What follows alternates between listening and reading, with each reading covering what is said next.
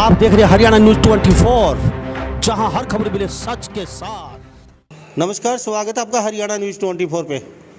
मैं हूं मुन्ना लांबा, मेरे सहयोगी प्रिंस लांबा के साथ हम मौजूद हैं। आज लोहारू विधानसभा में मेरे साथ उपस्थित हैं युवा किसान नेता रवि आज़ाद, जो भारतीय किसान यूनियन के युवा प्रदेश अध्यक्ष हैं। और रवि आज़ाद बेबाक तरीके से बातचीत करते हैं। आज कई विषयों पे बेबाक तरीके से ही बातचीत होगी इनके साथ। क्या कल 26 जनवरी है, काला दिवस मना रहे हैं 26 मई को, तो पूछेंगे इनसे बेबाक तरीके से 26 जनवरी की तरह अगर कोई हादसा होता है उसका जिम्मेवार कौन होगा। इतनी बड़ी तादाद में लोग बॉर्डरों पे पहुंच रहे हैं और वो भी बिना मास्क, बिना डिस्टेंसिंग का पालन किए, तो उसका जिम्मेवार कौन। जिंदगियों के साथ खेलना कहाँ तक न्याय है। 12 पार्टियों ने अपना समर्थन दे दिया देश में, कहीं वो पार्टियां अपना गिरावट तो तैयार नहीं कर रही हैं। अब उनका फायदा क्या। एक पार्टी ने भी आज तक खुल के ये नहीं कहा कि कोरोना काल में अपने घर जाइए या पालन कीजिए, मास्क लगाइए। ऐसा क्यों। कई विषयों पे बातचीत होगी रवि आज़ाद से। कल हिसार को लेके भी हम बातचीत करेंगे। रवि आज़ाद बेबाक तरीके से बोलते हैं और अच्छा बोलते हैं, और हमारे साथ कई बार रूबरू हुए हैं। रवि जी, हरियाणा न्यूज़ 24 पर को बहुत बहुत स्वागत है जी। आपका भी बहुत बहुत धन्यवाद, और आपको और आपके सारे दर्शकों को भी हाथ जोड़ करके राम राम जी। जी रवि जी, कल हिसार का क्या रहा। अच्छा प्रोग्राम था आपका जी, शांतिपूर्वक रहा, तो क्या कहेंगे हिसार को लेके। इतनी तादाद में लोग, क्या आपको अपेक्षा थी कि इतने लोग पहुंचेंगे, लेकिन कहीं ना कहीं कोई पालन नजर नहीं आया यहाँ, ना तो किसी के पास मास्क।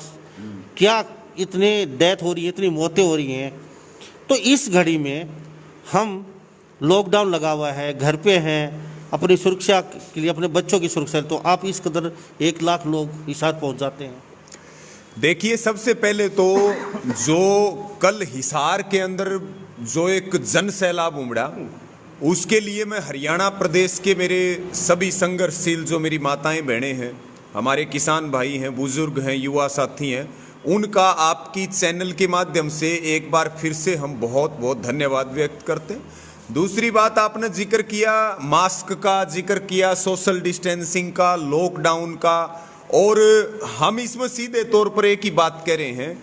ये एक तो जो खेल चल रहा है, ये चल रहा है 5G की जो टेस्टिंग है उसके नाम पर, और दूसरा हिंदुस्तान के गरीब मजदूर किसान की कमर तोड़ने के लिए। क्योंकि आपको ध्यान होगा कि 3 काले कानून भी कोरोना के काल में आए थे, और आप देखिए कि अगर कोरोना है तो फिर व्यवस्थाएं क्यों नहीं, और वो गाइडलाइन बीजेपी वालों पर लागू क्यों नहीं।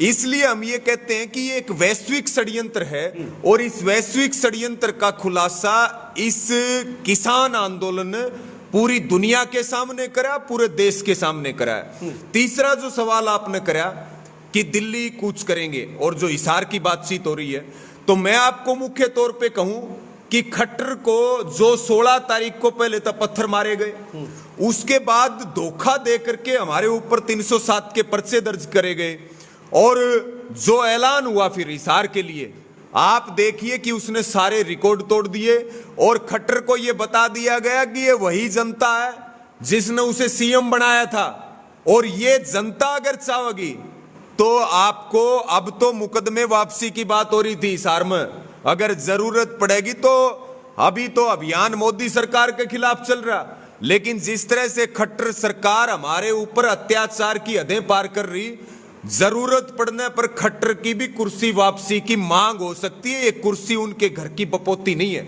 और कल हमने दिखा दिया पूरे हरियाणा ने कि भाई ताकत किसानों के अंदर है, ताकत इस आंदोलन के अंदर है।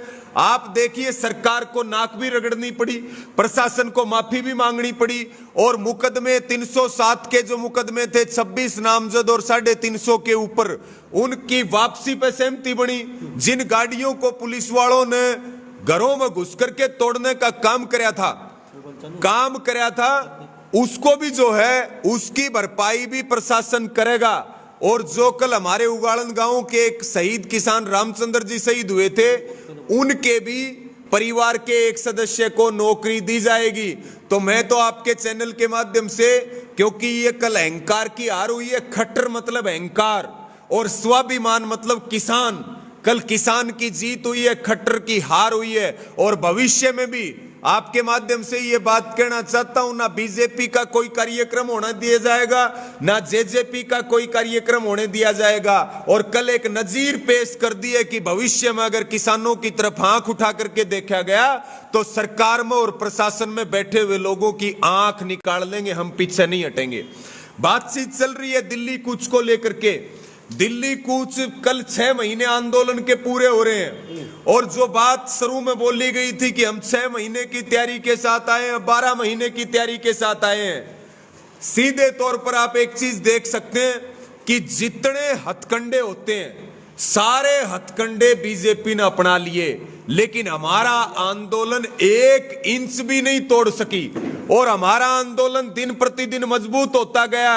और कल जो रोष प्रदर्शन पूरे देश में हो रहा, क्योंकि कल सरकार के, मोदी सरकार के 7 साल पूरे हो रहे, आंदोलन के 6 महीने पूरे हो रहे, और पूरे देश में बुद्ध पूर्णिमा का उत्सव भी है, बौद्ध पूर्णिमा का।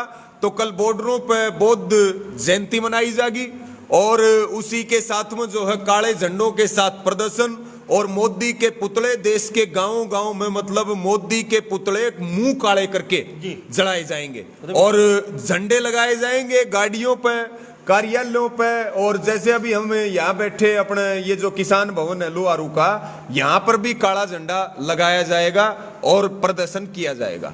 रवि जी, दिल्ली कूच लगभग हमारी, जहां तक हमें पता चल पाया है जी, 6 से 7 लाख लोग जी दिल्ली कूच करेंगे, शायद ही दिल्ली के लिए, वहां पे बॉर्डरों के ऊपर जी। तो वहां से दिल्ली के लिए कुछ भी कर सकते हैं क्या? क्या लगता है आपको? नहीं, कल का जो हमारा कार्यक्रम है, देखिए दिल्ली को पिछले 6 महीनों से चारों तरफ से किसानों ने घेर रखा, और अब तो हम किसाना की बात क्यों करें, अब तो हमारे आंदोलन में जो है कर्मचारी भी कूद रहे, अब हमारे आंदोलन में सारे संगठन एसोसिएशन कूद रही, व्यापारी वर्ग है वो भी इस आंदोलन के अंदर अपनी भागीदारी दे रहे, और दुकानदार जो हमारे भाई हैं वो भी इसके अंदर भागीदारी दे रहे हैं। तो कल का हमारा दिल्ली कूच का कोई कार्यक्रम नहीं है, मानी कि दिल्ली के अंदर एंट्री करने का कोई कार्यक्रम नहीं है, कार्यक्रम है बॉर्डरों का। और आंदोलन की ये सबसे बड़ी खूबसूरती है कि दिल्ली के चारों तरफ लाखों किसान जो है वो 6 महीने से बैठे हैं, सर्दी में बैठे थे। सर्दी के बाद जो है अब तत की गर्मी आ रही है, बारिश का मौसम आ लिया, रोज आप देख रहे हो कई बार साजिशें करवाते हैं आरएसएस के लोग, वहां पर आग लगवाते हैं, वहां पत्थरबाजी करवाते हैं, हर लाइट काट लेते हैं, सफाई व्यवस्था पर ध्यान नहीं देते हैं, तरह तरह की यातनाएं, पीने का पानी उपलब्ध नहीं होता है। सभी यातनाओं के बीच में अब हमारे दिल्ली के बॉर्डरों के ऊपर जो है वो घर बन चुके हैं और स्थायी घर बन चुके हैं। यानी कि किसान अब एक तरफ अपनी खेती और घर का काम भी देख रहा, तो दूसरी तरफ जो है वो निरंतर बॉर्डर के ऊपर जाना, बॉर्डर के ऊपर गांव गांव से राशन लेकर के जाना। तो कल का जो कार्यक्रम है वो है रोष प्रदर्शन मोदी सरकार के खिलाफ। और पहली बार मुन्ना भाई, पहली बार किसी प्रधानमंत्री के, एक रिकॉर्ड तो पहले टूटा था जब मोदी के पुतले फूकने लगे थे देश में, और पुतले, ये जो दैन, जो पुतला दैन कार्यक्रम जो होता है, जैसे कई बार तो मोदी को रावण की संज्ञा देकर के पुतले जलाए गए, उसी प्रकार से कल जो है सारे रिकॉर्ड टूटेंगे। मैं तो कहूंगा Guinness book of world record वालों को आ जाना चाहिए, और पहली बार किसी देश के प्रधानमंत्री के पुतले लाखों की संख्या में जलाए जाएंगे। ये भी अपना आप में एक रिकॉर्ड बनने वाला जी। रवि जी, सवाल बहुत बड़ा है वैश्विक महामारी में जी, इस वैश्विक महामारी में कहां तक सही है इतने किसानों को वहां पे इकट्ठा करना? अगर वहां किसान चले जाते, इसकी जिम्मेवारी कौन? अगर 26 जनवरी पर जो हुआ था, अगर फिर वो हो जाता तो जिम्मेवारी कौन लेगा? देखिए, जो आंदोलन चल रहा है इसकी सारी जिम्मेदारी मोदी सरकार की है। और दूसरी बात, आप बिल्कुल ठीक कह रहे हो, ये मोदी नाम की एक महामारी आई है हिंदुस्तान के अंदर, और उस महामारी का इलाज करने के लिए ये आंदोलन चल रहा, और उसका इलाज कराया जाएगा, और दिल्ली के बॉर्डरों पर लोग जाएंगे और मैं तो आपको ये भी कह रहा हूं कि अगर कोरोना है तो फिर जो है वो आज तक हमारे 4 बॉर्डरों के ऊपर बड़े आंदोलन चल रहे, लेकिन एक भी कोरोना का केस किसी भी बॉर्डर से नहीं आया। ये भी अपने आप में एक अचरज भरी बात है। जी जी। अगर 26 जनवरी जैसा माहौल हो गया कि उससे भी ज़्यादा यहाँ जनता जनार्दन 6 से 7 लाख लोग हम आशंका कर रहे हैं इतनी यहाँ जनता जनार्दन पहुँचेगी। आपके किसान बॉर्डर पे आने वाले हैं या आ रहे हैं लगातार, जैसे टीकरी बॉर्डर की लेके चलें तो 35 से 40 हज़ार नए लोग वहाँ पहुँचे हैं। जैसे हम सिंघ बॉर्डर की बात करें तो 2.5 से 3 लाख लोग वहाँ पहुँचे हैं। जैसे गाजीपुर बॉर्डर की लेके चलें तो उस जैसी हालत हो जाती है, उसकी जिम्मेदार कौन होगा? आपके नेता होंगे जो उस समय नहीं हो पाए, कहीं ना कहीं वो बैक चले गए, इतना बड़ा कांड हो गया, तो उसकी जिम्मेदारी कैसे? देखिए, उस समय भी पहली बात तो ये कहेंगे कि हमारा उस समय किसान परेड का कार्यक्रम था और किसान परेड में मोदी ने एक साजिश रची, बीजेपी ने एक साजिश रची, लेकिन अंततः उनकी वो साजिश भी फेल हो गई। हमारे आंदोलन की और हमारे किसान भाइयों की और जो हमारे आंदोलनकारी लोग हैं उनकी जिम्मेदारी हमारे पूरे संयुक्त किसान मोर्चा की है। जब दिल्ली के किसान परेड में जेलों में बंद कराया गया, मुकदमे दर्ज किए, तो संयुक्त किसान मोर्चा ने खर्चे से लेकर के, उनको जेल से बाहर लाने से लेकर के और लीगल हेल्प से लेकर के हमारे सभी वकील भाइयों की मदद, तो संयुक्त किसान मोर्चा अगर किसी आंदोलन के चलते अगर किसी को काटा भी चुभता तो पूरा मोर्चा उसकी बहुत मजबूती के साथ उसका साथ देता है। रही बात कल की, तो कल तो पूरा हिंदुस्तान जो है वो घरों से बाहर निकलेगा और घरों से बाहर निकल करके वो अपने अपने गाँव में, अपने अपने गलियों में, कस्बों, शहरों में पुतले जलाओगे। और इसी के साथ में जो बड़ी संख्या बॉर्डरों के ऊपर जारी, वो जवाब किनको है? वो जवाब है उन पार्टियों को, एक तो बीजेपी जो बार बार ये मुहिम चला रहे हैं कि बॉर्डरों के ऊपर लोग कहाँ हैं, बार बार ये मुहिम चला रहे हैं कि अब ये आंदोलन दम तोड़ चुका है, अब ये आंदोलन कमजोर हो चुका है। कल भी हमने कहा था कि भाई जो ये कह रहे हैं कि आंदोलन कमजोर हो गया, उनको हिसार की तरफ या आंख उठा करके देखनी चाहिए। हमने केवल कमिश्नर घेराव की बात करी थी, लेकिन कल हिसार के पूरे का घेराव किया गया, पूरे शहर का घेराव, जो आज तक कभी किसी एजिटेशन, किसी आंदोलन में नहीं हुआ।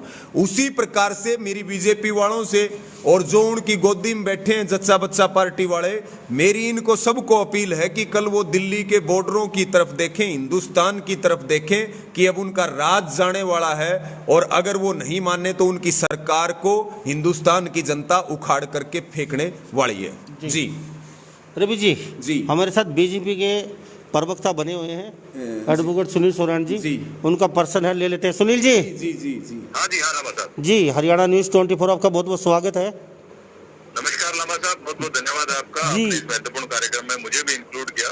जी जी लामा साहब, मैं भी रवि जी से यही बात करना चाहूंगा कि रवि जी, अगर आप इस लोकतांत्रिक प्रोसेस में और इस देश के लोकतंत्र में और इस देश की कोर्ट में विश्वास करते हैं, तो बार बार आप ऐसे उपद्रव करने वाले कार्यक्रम क्यों करते हैं? क्योंकि जब मॉब होगी तो उससे और भीड़ होगी, भीड़ का कोई कैरेक्टर नहीं होता। आपसे भीड़ पहले भी कंट्रोल नहीं हुई, बाद में भी कंट्रोल नहीं होगी, और उसके बाद आप फिर सरकार को पुनः ब्लेम करेंगे कि जो भी काम हुआ वो सरकार की वजह से हुआ। जबकि सच्चाई ये है कि इस देश में लोकतांत्रिक तरीके से चुनाव होते हैं, और इसी लोकतंत्र का एक बड़ा हिस्सा कोर्ट है। कोर्ट के अंदर मामला पेंडिंग है जिसमें स्टे कर रखी है, लेकिन आप अपनी भीड़ तंत्र को आगे बढ़ाकर भीड़ का फायदा उठाकर देश में उपद्रव क्यों कर रहे हैं? जी जी सर, आपका पर्सन हो चुका होगा शायद ही सुनील जी। जी बिल्कुल जी, मेरा सवाल हो गया था जी। और भी कुछ पूछना सवाल है आपका? नहीं लामा, बिल्कुल नहीं लामा साहब, मैं कह रहा हूँ आप लोकतांत्रिक मूल्यों का विश्वास क्यों नहीं करते, लोकतंत्र पर भरोसा क्यों नहीं करते, कोर्ट्स पर भरोसा क्यों नहीं करते, पूरे देश के अंदर आप अराजकता का माहौल क्यों क्रिएट करना चाहते हैं? जी जी जी, थैंक यू साहब, हमारे साथ बातचीत के लिए आपका बहुत बहुत शुक्रिया। जी, मैं जी क्या कहेंगे? मैं एडवोकेट साहब के सवाल का जवाब दूंगा। ये बात कर रहे हैं लोकतंत्र की। पहली बात तो जब ये कानून लेके आए थे उसी दिन लोकतंत्र की हत्या करी थी, तो पहला जवाब तो ये बीजेपी वाले इस बात का दें कि कानून अलोकतांत्रिक तरीके से क्यों लाए गए। दूसरी बात, हाँ, बैकडोर से, कोरोना काल में और पिछले दरवाजे से। दूसरी बात मुन्ना भाई, लोकतंत्र में अधिकार है एजिटेशन चलाने का और शांति प्रिय तरीके से आंदोलन चलाने का, तो जिस आंदोलन पे सवाल खड़े कर रहे हैं वो तो हमें संविधान ने अधिकार दे रखा है।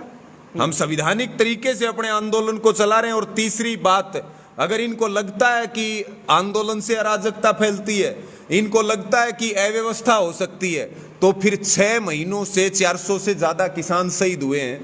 और वहां बॉर्डरों के ऊपर जो है हमारी माताएं बहनें बैठी हैं, बुजुर्ग बैठे हैं। तो फिर अगर इतनी चिंता है तो ये अपने प्रधानमंत्री से बात करें। ये जो है खट्टर सरकार को बोलना कि वो पूरी सरकार इकट्ठी होकर के और मोदी के दरबार में जाए और हाथ जोड़ करके ये अपील करे कि भाई देश के अन्नदाता की तरफ देखा जाए। ये हमने लोकतंत्र की हत्या करी, लोकतंत्र की हत्या करने पर प्रधानमंत्री देश से माफी मांगे और जो लोकतांत्रिक मूल्यों के तहत जो हम आंदोलन चला रहे हैं उसकी मांग मान करके और जो थोड़ा बहुत इनका वजूद बचा है उसको बचाने का काम करें। नहीं तो एडवोकेट साहब, बीजेपी का और आरएसएस का, आरएसएस के लोग तो गांव में दिख जाए तो मन लगा लोग उनका बढ़िया इलाज करने के लिए तैयार बैठे। और बीजेपी का ही भी वो थोड़ा बहुत जुगाड़ बचा है। मैं आपको बता देता हूं, आपकी भारतीय जनता पार्टी का सुपड़ा साफ हो चुका है और भारतीय जनता पार्टी एक डूबता हुआ जहाज साबित हो रही है। आने वाला समय आपको बताएगा। जब आप चुनाव जीतना तो बहुत दूर की बात है, चुनाव लड़ने के लिए लोगों के बीच भी नहीं जा सकेंगे। जी तो हमारे साथ रवि आजाद बने हुए भारतीय किसान यूनियन के युवा प्रदेश अध्यक्ष हैं। इनके साथ बेबाक तरीके से बातचीत हो रही है। आपके कोई सवाल है 9588 पे आप भेज सकते हैं। 9588 पे आप अभी कॉल कर सकते हैं, हम आपकी कॉल उठाएंगे। एक दो अगर आपके सवाल आपके जहन में कुछ चल रहा है या कुछ पूछना चाहते हैं रवि आजाद जी से। रवि आजाद जी, इस वैश्विक महामारी में आपको नहीं लगता आपके आंदोलन को कहीं ना कहीं खत्म करके घर चला जाना चाहिए? आपको लाखों जिंदगियों के साथ आप खिलवाड़ कर रहे हैं। आपके नेता, आप जो आपकी विपक्ष की पार्टी, उन्होंने एक बार ये नहीं कहा किसान नहीं, हमारी कोई विपक्ष की पार्टी जो 12 पार्टियों ने समर्थन किया है देश की बड़ी बड़ी, सोनिया गांधी तक ने आपका समर्थन किया है। कल 26 जनवरी नहीं करेंगे, वो कल काला दिवस को लेके कल 26 तारीख को, लेकिन उन्होंने एक बार भी ये नहीं कहा अपने मुख से कि इस वैश्विक महामारी है, लाखों जिंदगियों के साथ खिलवाड़ हो सकता है, मास्क लगाइए, आप पालन कीजिए 2 गज की दूरी का, अपने घर चले जाइए या ऐसा कुछ। उन्होंने आज तक अपने मुख से ये नहीं, ये उन्होंने ये कहा है हाँ मैं उनका समर्थन करती हूँ। 12 पार्टी आपके साथ है देश की विपक्ष की, क्या कहेंगे? पहली बात तो मैं जवाब दे दूं इस बात का आपको कि पहली बात तो हमारी कोई पार्टी नहीं है। ठीक है जी। हमारा है संयुक्त किसान मोर्चा और जिन संगठनों में हम किसानों के लिए काम करते हैं, भारतीय किसान यूनियन, वो हमारा है। दूसरी बात जो आप सवाल उठा रहे हो बार बार, लोकतंत्र में बीजेपी जब विपक्ष में थी तब ये आंदोलन का समर्थन नहीं करा करती थी क्या? इस बात का जवाब देना चाहिए। हमने समर्थन मांगा नहीं किसी से, लेकिन लोकतंत्र में समर्थन करना पार्टियों का काम होता है और उन्होंने समर्थन किया। अब वो समर्थन उन पार्टियों ने किया, बीजेपी ये तो समर्थन कर रहे हैं। बीजेपी होती तो मैंने लगा चूड़ियां फोड़ने लग जाती सड़क के ऊपर, अगर बीजेपी पार्टी होती। रही बात इस महामारी के ऊपर, मैं आपको दोबारा से ये स्पष्ट कर दूं कि वैक्सीनेशन के नाम पे आप देखिए लोगों को मारने का काम किया जा रहा है। उसके बाद डेड बॉडी जो है, डेड बॉडी आप देखिए कि किसी के घर में आदमी की डेथ हुई तो उसको औरत की डेड बॉडी दे दी गई। अंगों की चोरियां हो रही हैं, ऑक्सीजन की कालाबाजारी हो रही है, जरूरी दवाइयों की कालाबाजारी हो रही है। मुख्यमंत्री जी से अस्थायी हॉस्पिटल का उद्घाटन करने के लिए जाते हैं, वो गुड़गांव में देखिए पूरा पानी में डूब चुका है।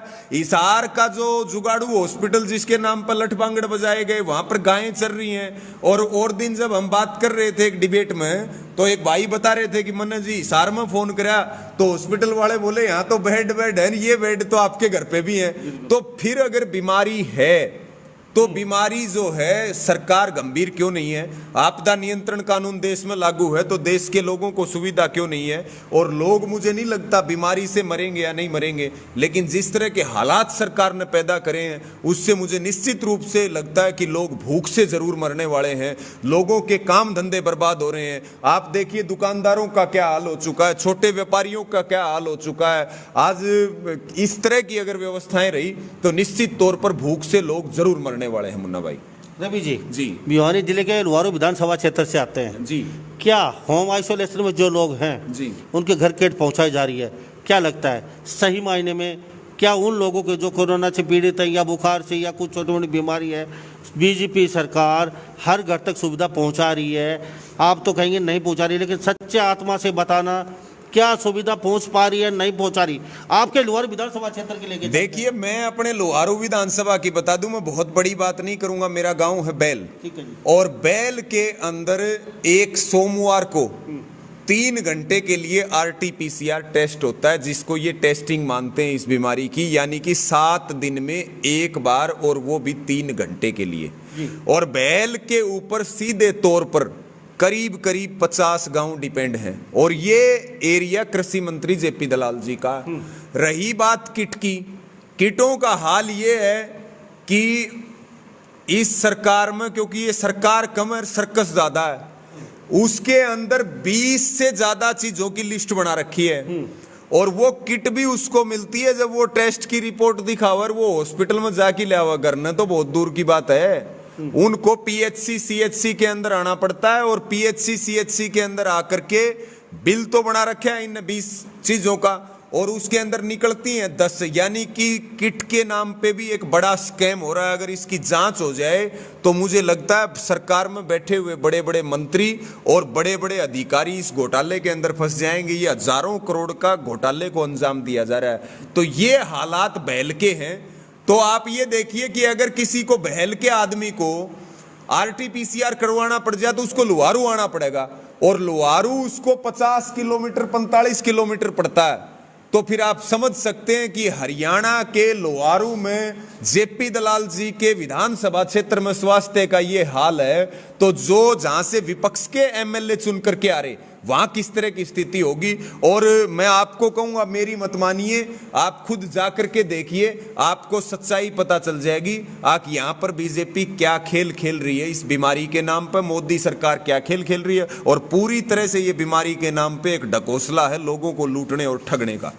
जी रवि जी जी मैं आपसे एक बात और जानना चाहता हूँ। जी जी जी वैश्विक महामारी, आप मानते हैं इस बात को? किसको? वैश्विक महामारी को? नहीं, हम तो मान ही रहे हैं। WTO खुद जो आपका WHO जो है वो खुद कॉर्पोरेट हाउसेस की दलाली कर रहा है, और WHO के इशारे पर ये सारा खेल चल रहा है। आप देखिए कि अभी नई रिपोर्टें आ रही हैं कि मास्क लगाने से लोगों को फंगस हो रहा है, ऑक्सीजन लगाने से जो है ना लोगों को येलो और ब्लैक फंगस हो रहा है। तो ये सिस्टम क्या है? एक हम स्कूलों में पढ़ा करते थे कि भाई जो है आप कार्बन डाइऑक्साइड छोड़ते हैं और ऑक्सीजन लेते हैं। आज आप मास्क लगा रहे हो तो फिर आप कार्बन डाइऑक्साइड छोड़ रहे हो और वही वापस ले रहे हो। ये भी तो एक गंभीर मुद्दा और प्रश्न है जिसके ऊपर हमें ध्यान देने की जरूरत है, आवश्यकता है। और इसी के साथ आप देखिए कि और भी तमाम तरह की चीजें इस महामारी के नाम पर एक षड्यंत्र के रूप में देशवासियों के साथ चल रही हैं, और सीधे तौर पर ये WHO का एक षड्यंत्र है दुनिया की आबादी कम करने का, और आबादी कम करने का अभियान चल रहा है, लोगों को मारा जा रहा है। जी जी जी रवि जी एक पर्सन ले लेते हैं। जी जी जी कहाँ से बोल रहे हैं, नाम बताइए पहले आप। नरवाना से बोल रहा हूँ जी, नरेश। नरेश हाँ जी। नरवाना से। क्या पर्सन रवि भाई से बताइए। तो मैंने आपके पास वीडियो भेजी थी जो इनका के सामने टायर का वीजा कर दो वो जी भाई हम्म उस पर क्या कार्रवाई करी उन्होंने? जी जी थैंक यू किस साहब। पे? हाँ, एक बात और थी भाई साहब। नरेश जी जी जी ये जो 2019 का चुनाव है लोकसभा का, आप सुन जो ये सपने देख रहे हैं रवि भाई, 2019 में जो लोकसभा चुनाव है तो सोनीपत के किसी गांव में नहीं घुसने दिया था ये जो कोसी का अपना सांसद है जी। वो किसी गांव में नहीं घुसने दिया था। वो सबने पता किसने नहीं घुसने दिया था, जी पूरे हरियाणा को पता है इस बात का, किसी ने नहीं घुसने दिया था। वो फिर भी 1,64,000 वोटों से जीत गया था। जी सवाल क्या है रवि जी से, ये बताइए आपका। रवि जी से ये कह रहे हैं जो ये सपने देख रहे हैं ना भाई बीजेपी को उखाड़ने के, ये सपने तो 2019 में भी देखे थे इन्होंने। जी जो जहाँ विरोध हो रहा है ना बीजेपी का, जहाँ विरोध कर रहे हैं ये किसानों के नाम पे, मतलब जो विरोध करे वहाँ तो बीजेपी एक सीट भी नहीं जीत रही विधानसभा की जी, और लोकसभा की हार नहीं सकती। अभी करते हैं। थैंक यू साहब, थैंक यू। आपका सवाल हमने ले लिया, आपकी बात समझ चुके हम। जी आपकी बात समझ चुके हैं।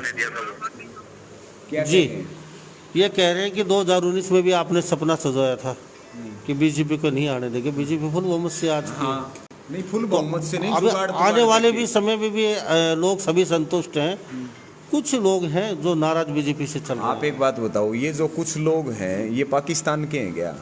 जो कल पूरा हिसार भर रखा था ये अफगानिस्तान से आ रहे हैं।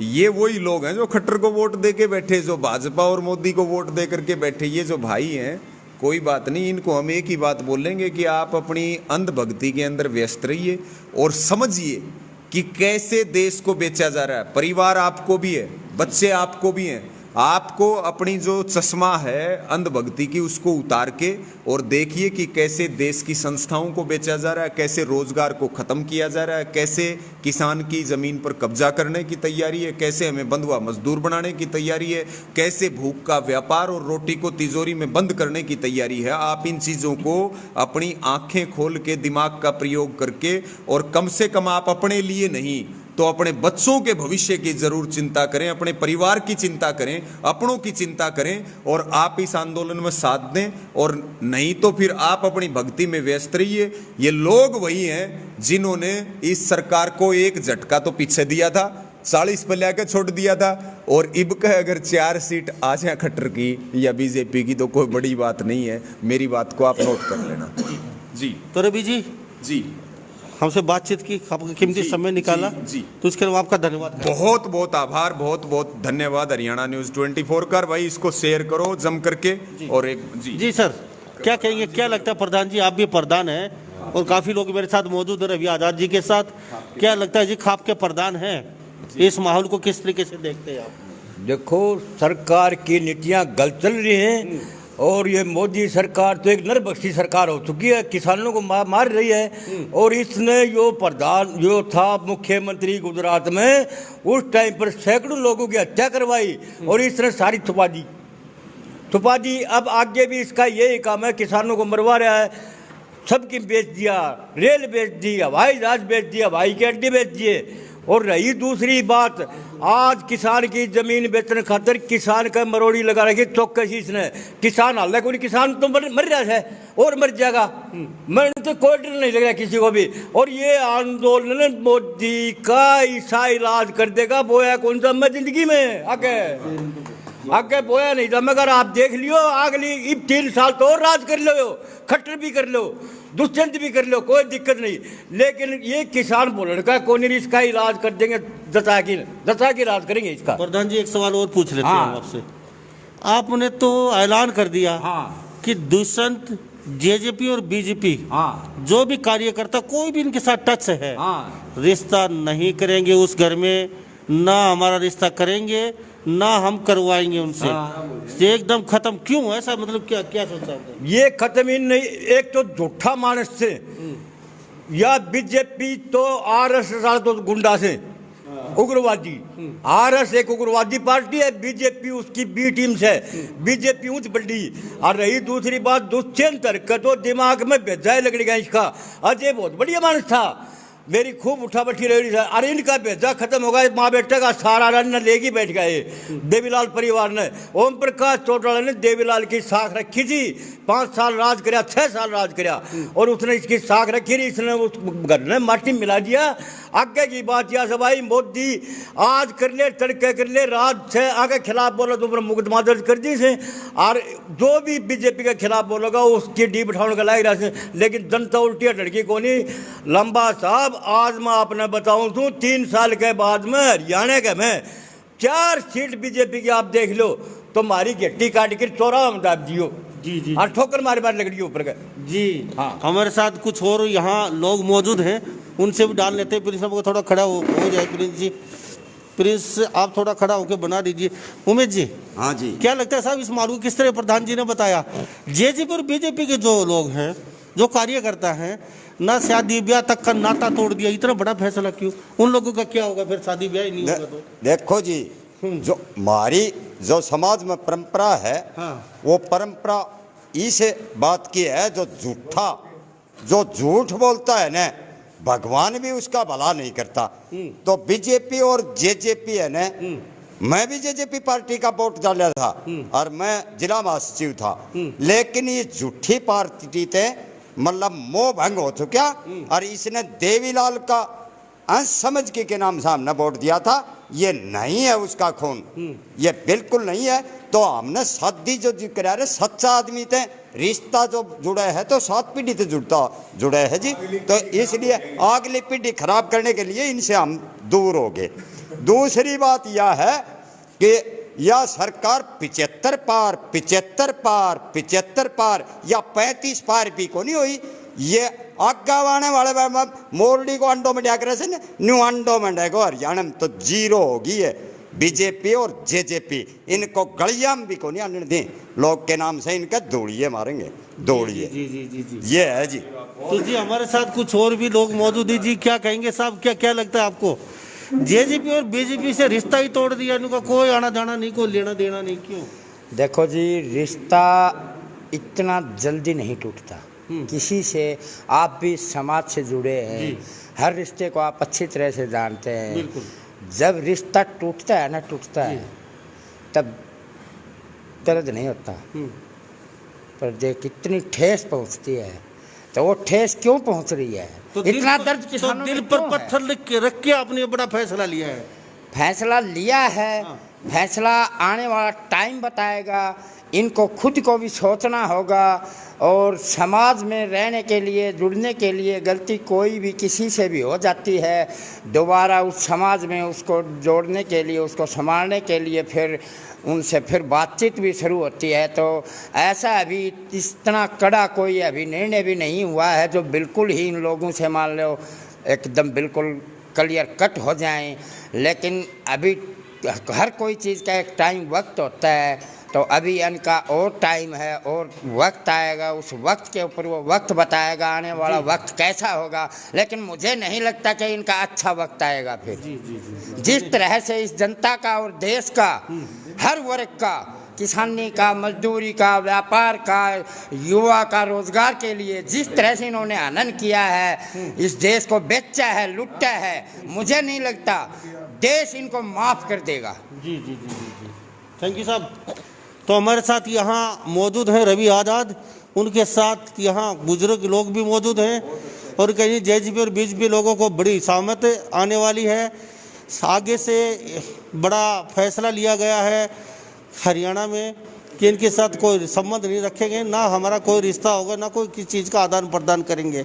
अगर ये दोनों पार्टी छोड़ के किसानों के साथ नहीं आते हैं तो बड़ी मुश्किलें आने वाली हैं। कल 26 तारीख को काला दिवस के रूप में किसान मना रहे हैं। रवि आज़ाद ने कहा है कि लाखों की तादाद में बॉर्डरों पे लोग पहुंच रहे हैं। कल का दिन हमारे लिए 6 महीने का है और किसानों के 6 महीने पूरे हो जाएंगे। इस बारे में आप क्या सोचते हैं? कमेंट में आप राय जरूर दे दीजिए। आपके कमेंट का हमें बेसब्री से इंतजार रहता है। तो मैं मुन्ना लांबा सभी इन बातों के साथ मेरे सहयोगी प्रिंस लांबा के साथ हरियाणा न्यूज़ 24। नमस्कार, जय हिंद। आप देख रहे हैं हरियाणा न्यूज़ 24, जहां हर खबर मिले सच के साथ।